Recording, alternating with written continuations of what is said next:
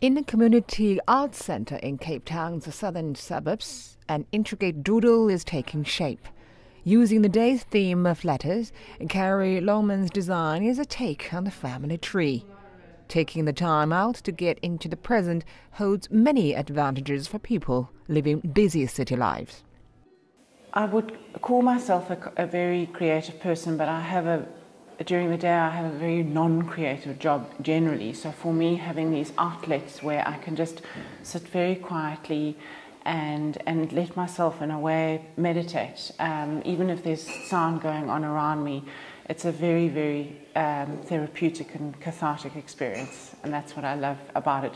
And I think doing it in a sort of space outside my family helps, because at home I'm always surrounded by 3 noisy children. According to a 2009 University of Plymouth study, doodling improves memory because it stops people from daydreaming, which takes up a lot of processing power. Back at the Frank Joubert Art Centre, art educator Gabby Van Heerden is teaching her class titled Delightful Doodling. The focus is on creative pattern making. Van Heerden draws inspiration for her own doodles from patterns in nature. All you're doing is concentrating on putting one shape on a piece of paper at a time with no other thoughts, staying in that space, staying with the shape, staying with the pattern you created, really brings the mind to a place of restfulness and peace. And it's a form of meditation. It will do the same, it will have the same effect, that same right brain activity that sitting and meditating will have. For many people, that kind of meditation is easier. If you're working with a pen, if you're creating patterns, if you're doodling, that's often an easier way for people to meditate than sitting still on a cushion. In Cape Town city centre, another doodle session is taking place, and this one is global.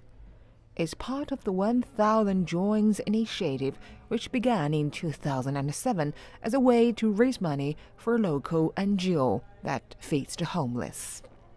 The Night of 1,000 Joins has subsequently spread to many other parts of the world, including Canada, the Netherlands, Dubai, Italy, Germany, and other countries. You know, everybody that's doodling knows that this doodle that they are creating is going to go towards this exhibition. Somebody's going to come along and pick it, and they're going to pay R100 for it, or $10, whatever it might be, and they're going to pick that, pay their money for it, and that money is what's really important, because that's what we use to basically uplift whatever we choose in that period of time. Proceeds from the 2014 sessions were donated to a disadvantaged school in Cape Town.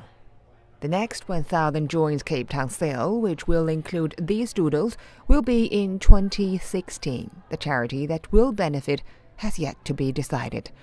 Among the 80 doodlers at this free event, Kate Julian Erickson is a fine arts student by day. I'm studying new media, which is the study of graphic design, Photoshop, Illustrator, and I sit at a computer all the time, every day, so this is really nice to get back to basics, drawing, just with Kokeys and pencils and stuff. It's really nice.